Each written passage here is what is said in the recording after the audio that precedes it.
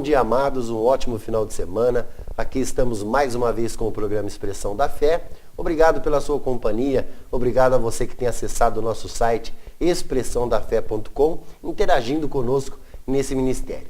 Bem, hoje eu quero começar o programa fazendo uma recomendação, né? Na verdade, eu quero recomendar o trabalho de um limeirense, que é o Mário Persona. Muitos já conhecem, e o Mário Persona é consultor de comunicação e marketing, é palestrante, é professor, é escritor e tem um trabalho maravilhoso, né, de evangelização que você pode encontrar no site, o 3minutos.net, e também nos vídeos, né? Se você fizer uma pesquisa no YouTube, facilmente você vai achar esse trabalho que se chama O Evangelho em 3 Minutos.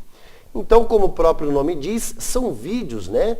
Um pouco mais, um pouco menos que 3 minutos, falando sobre o Evangelho, uma excelência de explicação muito boa. Eu tenho aprendido muito com o Evangelho em 3 minutos. Hoje já são mais de 500 vídeos gravados. Eu antigamente assistia esses vídeos aleatoriamente, né? Escolhia um, escolhia outro, mas depois eu resolvi me disciplinar. Então eu comecei a ver desde o número 1, né? Hoje já estou chegando lá no número 320 e aconselho você a fazer o mesmo. Porque não vai tomar seu tempo. Eu, por exemplo, escolhi assistir 2 vídeos, né, por dia, mas são vídeos de apenas 3 minutos e é um trabalho excelente, esclarecedor. Você vai conhecer muito sobre o Evangelho, longe das distorções que, infelizmente, nós temos visto aí em muitas das denominações ditas evangélicas. Então, um trabalho maravilhoso, esse primeiro em vídeo. E tem um outro site também, que é o respondi.com.br, ou o que respondi, que é o nome do site, onde o Mário Persona, ele responde questões bíblicas com muita profundidade, com muita seriedade. Eu faço questão de divulgar, porque o objetivo do programa é esse mesmo, é estimular as pessoas no estudo da palavra, é estimular as pessoas no trabalho de evangelização, e eu considero o trabalho do Mário Persona um dos melhores do país, se não for o melhor. Então, um trabalho fantástico, é gente de Limeira, né?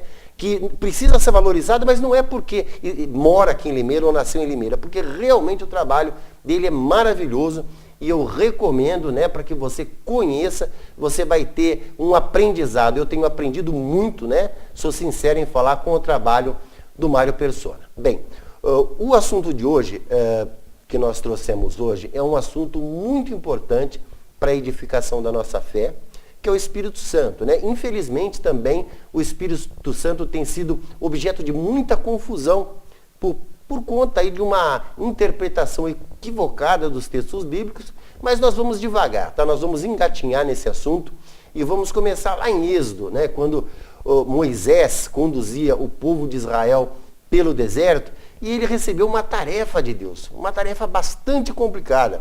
Deus pediu, né, para que ele fizesse um santuário que seria uma espécie de templo móvel, né, em forma de tenda. Seria um santuário móvel no deserto, e também a Arca da Aliança, que seria um local para guardar alguns objetos sagrados, né, mas o principal deles, as tábuas dos 10 mandamentos. O problema é que são uma infinidade de detalhes que Deus pediu, né? As recomendações, as especificações para construir esse tabernáculo e todos os seus objetos, é coisa bastante complexa, né? Nós temos que lembrar que o povo de Israel foi escravo no Egito durante 430 anos. Então o que eles faziam? Eram tijolos de palha, eles quebravam pedra, carregavam pedra, então eram pessoas totalmente despreparadas para fazer esse tipo de trabalho, que era um trabalho muito complicado. Eu fiz até aqui um levantamento de quais tipos de profissionais, só para se ter um exemplo, por baixo nos dias de hoje, nós queríamos que ter marceneiros, tecelões, moldadores, costureiros, desenhistas, ourives, escultores, gravadores, bordadores, projetistas e artesãos diversos, para poder dar conta dessa incumbência que Deus deu para Moisés, né? Bom, essa passagem está em Êxodo, capítulo 25, versículos de 8 a 10, quando Deus disse o seguinte a Moisés: E me farão um santuário, e habitarei no meio deles. conforme a tudo o que eu te mostrar, para modelo do tabernáculo e para modelo de todos os seus pertences, assim mesmo o fareis. Também farão uma arca de madeira, que é a arca da aliança, né? Uma arca de madeira de acácia, e seu comprimento será de 2,5 côvados, e a sua largura de 1,5 côvado, e de 1,5 côvado a sua altura. Então vejam, fica como lição de casa, porque não daria para ler aqui todas as especificações, porque são muitas, que vai do capítulo 25 do livro de Êxodo até o capítulo 30. Então ali Deus passa todas as medidas, né, o material que seria utilizado, e tem um complicador. Além deles não terem as ferramentas e não serem pessoas preparadas para esse tipo de tarefa, o deserto é um ambiente absolutamente hostil ao ser humano. O deserto do Sinai, por exemplo, durante o dia, as temperaturas chegam a 47 graus centígrados, né? E como a umidade do ar é muito baixa, à noite essas temperaturas caem violentamente, chega a 9 graus negativos. Então muitos povos preferiam, né, optavam por caminhar à noite, porque de dia o calor era tremendo e a falta de água era constante. Então, sem água encanada, imaginem todo aquele povo, os animais, né, e ter que fazer um trabalho tão complicado, tão difícil, sem as ferramentas, sem a preparação, num ambiente tão hostil como é o deserto. Bem, e por que nós estamos falando nesse assunto, né? Porque no Antigo Testamento nós vemos muito a atuação do Espírito Santo capacitando as pessoas. Então é interessante, nós vamos continuar aqui na Bíblia para ver de que forma que Deus resolveu todas essas dificuldades, né? Para Deus nada é impossível, então Deus comunicou a Moisés no capítulo 31 de Êxodo, dos versículos de 1 a 6, Deus diz o seguinte: eu escolhi Bezalel, filho de Uri, filho de Ur, da tribo de Judá, e o enchi do Espírito de Deus, dando-lhe destreza, habilidade e plena capacidade artística para desenhar e executar trabalhos em ouro, prata e bronze, para talhar e esculpir pedras, para entalhar madeira e executar todo tipo de obra artesanal. Além disso, designei Aholiabe, filho de Aizamaque, né, da tribo de Dan, para auxiliá-lo. Também capacitei todos os artesãos que executem tudo o que lhe ordenei. Então nós vemos que Deus capacita, né? Um dos trabalhos que mais o Espírito Santo realiza no Antigo Testamento é esse trabalho de capacitação, que nós vamos continuar falando. Nós precisamos agora ir para um rápido intervalo comercial e nós voltamos já já.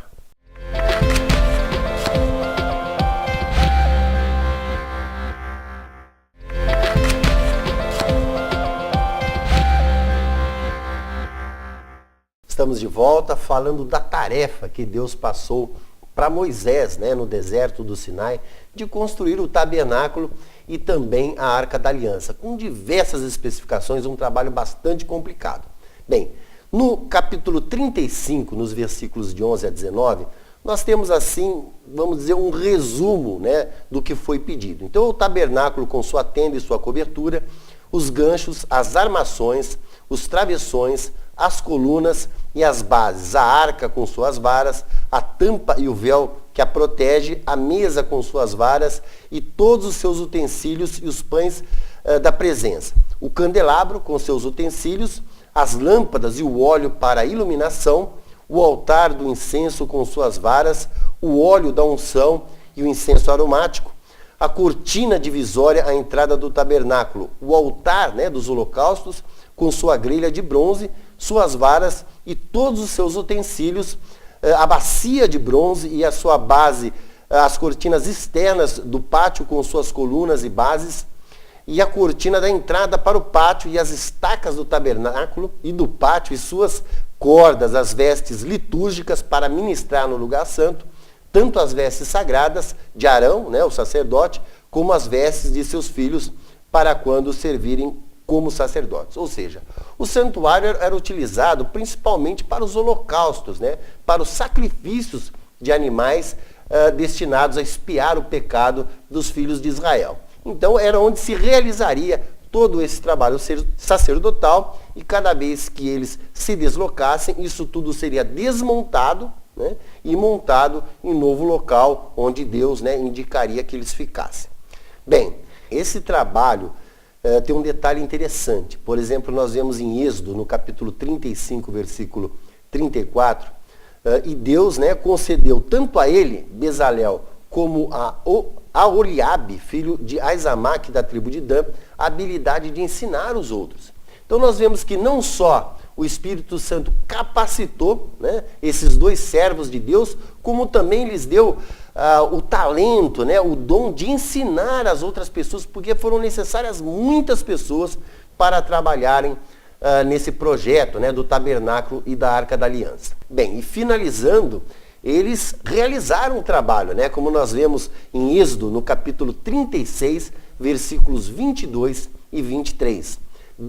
Bezalel, filho de Uri, neto de Ur, da tribo de Judá, fez tudo o que o Senhor tinha ordenado a Moisés. Com ele estava Aholiabe, filho de Aizamaque, da tribo de Dan, artesão e projetista, e também bordador em linho fino e de fios de tecido azul, roxo e vermelho. Então, olha só que capacitação maravilhosa, num ambiente totalmente hostil, né, sem as ferramentas adequadas, todo esse trabalho foi possível de ser feito. Talvez você se lembre de uma frase, né, é muito comum até na internet colocarem assim, que Deus não escolhe os capacitados, né, mas capacita os escolhidos. Eu acho que é oportuno fazer algum comentário que, na verdade, isso não se trata de um versículo bíblico. Aliás, isso não é bíblico, né? Essa frase ela é atribuída a Albert Einstein. E, na verdade, ela inteira é assim, ó: Deus não escolhe os capacitados, capacita os escolhidos. Fazer ou não fazer algo só depende de nossa vontade e perseverança. Nós vemos que nessas frases nem tudo, né, estaria em concordância com a Bíblia. Por exemplo, Deus não capacita ou Deus não escolhe os capacitados. Isso não tem base bíblica, né? Não há nenhuma base para você afirmar que Deus também não possa escolher pessoas capacitadas. Assim como fazer ou não fazer algo só depende de nossa vontade e perseverança, não, muito pelo contrário, depende da vontade de Deus. Então, essa frase que é muito utilizada, na verdade, nós só aproveitaríamos que Deus capacita os escolhidos, e para isso nós temos inúmeros exemplos na Bíblia. Não só esse exemplo de Moisés, mas de outros casos, né? Lembram de Moisés, né? Moisés foi chamado por Deus para libertar o seu povo do Egito. E ele, em princípio, seria a pessoa menos indicada, né? Porque ele era gago. Moisés era gago, era inseguro para falar, mas todas essas dificuldades que ele tinha foram vencidas, né? Porque o Espírito de Deus atuou sobre Moisés. Então, em princípio, seria o menos escolhido. Como que vai, né, uma tarefa tão importante de falar com o faraó, de libertar, embora ele tenha tido a ajuda do seu irmão Arão, mas ele não seria a pessoa, em princípio, indicada para essa tarefa. Mas ele foi capacitado. Temos outros exemplos também. Gideão, né? Gideão não quis a tarefa, né, de ter que lutar contra os midianitas, né?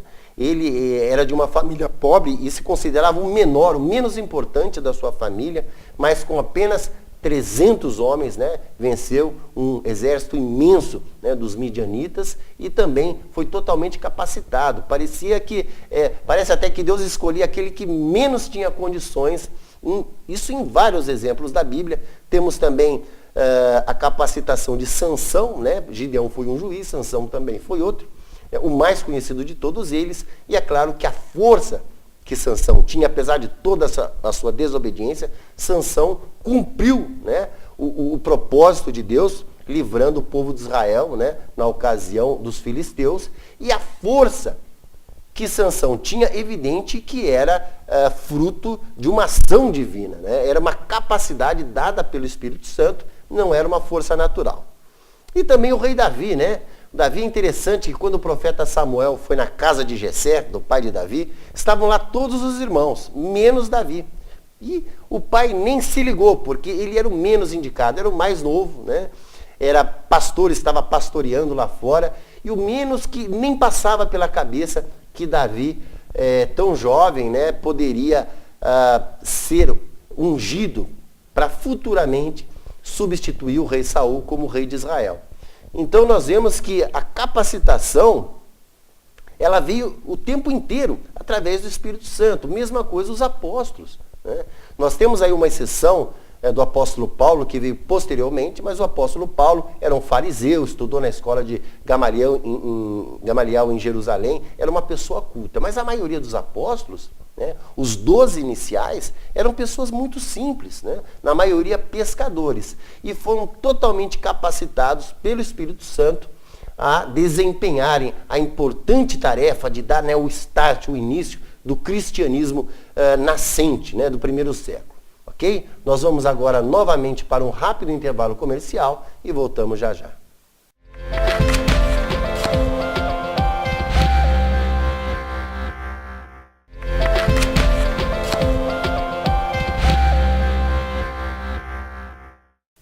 A Bíblia é verdadeiramente a palavra de Deus? Ainda estamos com essa enquete. Por enquanto, 100% acredita que sim. Mas essa pergunta não foi colocada por acaso, ok? Há pessoas que alegam, né, que porque a Bíblia passou por muitas traduções, hoje ela apenas conteria a palavra, o que é uma heresia para nós cristãos, e por isso a pergunta. Mas felizmente, por enquanto, 100%, né, acredita, como nós cremos, que a Bíblia é verdadeiramente a palavra de Deus. Eu queria convidá-lo também, mais uma vez, a se cadastrar, né, como intercessor. Nós temos vários intercessores cadastrados que já instituíram o ministério da oração intercessória, né, na sua vida, e temos lá também os pedidos de oração. Na página inicial do site, expressãodafé.com, embaixo nós temos lá os pedidos de oração. Eu tenho orado ativamente e diariamente pelos vários pedidos que têm chegado. Então fique à vontade, é um ministério que está dando muito certo, né? Os pedidos de oração, eles ficam em local reservado, não são expostos no site, e você pode participar conosco, tanto pedindo oração, como se cadastrando e fazendo a oração intercessória, ok? Bem, nós estamos falando do Espírito Santo, e um detalhe muito interessante, que eu acho muito importante, é a questão da presença do Espírito Santo. Nós vemos que no Antigo Testamento, o Espírito Santo podia estar com alguém, né?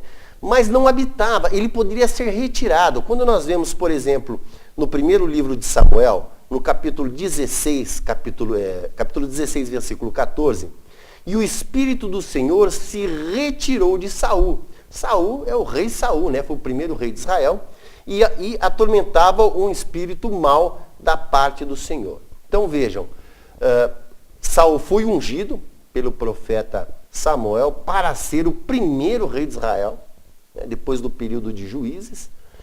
Ele recebeu o Espírito Santo, foi ungido, mas ele perdeu, o Espírito se retirou dele. Isso era o que acontecia no Antigo Testamento. E essa não é a única passagem.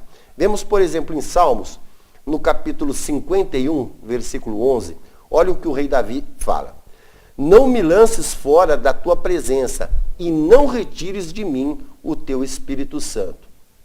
Bem, o Espírito que agia em Davi, ele não habitava nele de forma permanente, daí a possibilidade de perder, e foi por isso que ele pediu para que não retirasse, né? O Espírito Santo, nós acreditamos assim, que a unção desses reis era para capacitá-los justamente para essa tarefa, né, específica de governar o povo de Israel. Então nós vemos aí que o Espírito Santo, ele podia estar com alguém, mas não habitava como é hoje. Isso mudou a partir de Atos 2, né? Mas o Espírito Santo vem habitar no homem, isso depois, né, que ele for purificado e salvo pela fé em Jesus. Vamos lembrar o dia de Pentecostes, que está no livro de Atos, no capítulo 2, versículos de 1 a 4. E cumprindo-se o dia de Pentecostes, estavam todos concordemente no mesmo lugar. E de repente veio do céu um som, como de um vento veemente e impetuoso, e encheu toda a casa em que estavam assentados.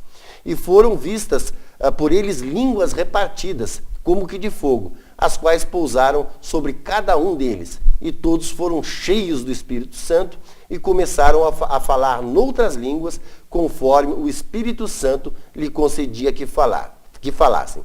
Bom, Jesus também, como homem, para o seu ministério, embora ele fosse Deus, embora Jesus seja Deus, ele foi capacitado pelo Espírito Santo, né, que desceu em forma de uma pomba, né, uma pomba da paz e ele foi capacitado para o seu ministério aqui na terra. Bem, na primeira carta aos Coríntios, nós temos uma passagem muito importante que o apóstolo Paulo colocou, no capítulo 3, versículo 16.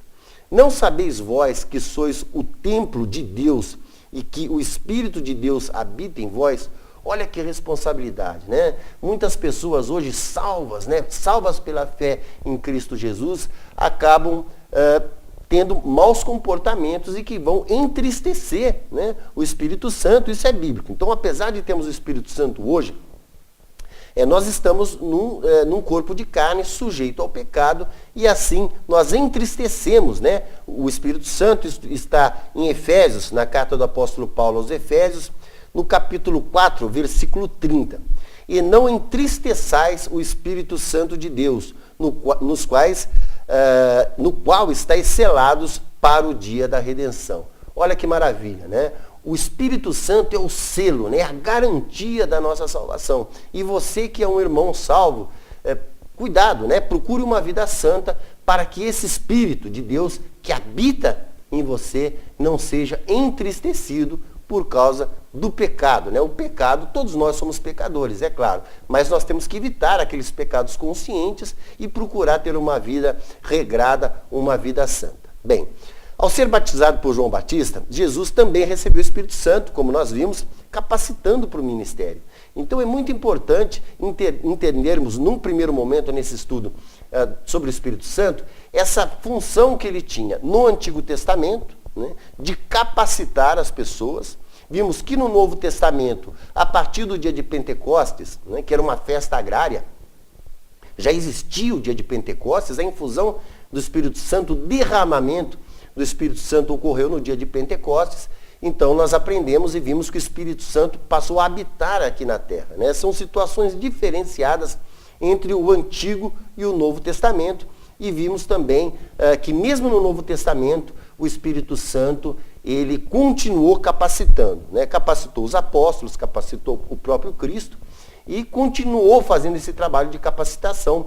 Mas haverá alguns outros detalhes, esse é um assunto muito importante, que nós continuaremos no próximo programa, para que você tenha uma visão importante, né? E não distorcida, porque hoje, infelizmente, o Espírito Santo, no qual ouvimos tanto falar, mas ele acaba sendo alvo, né, objeto de muita confusão por parte de algumas denominações religiosas, como nós vimos no início do programa, ok? Mas o nosso tempo está esgotado, voltaremos com esse assunto na próxima semana e até o sábado que vem.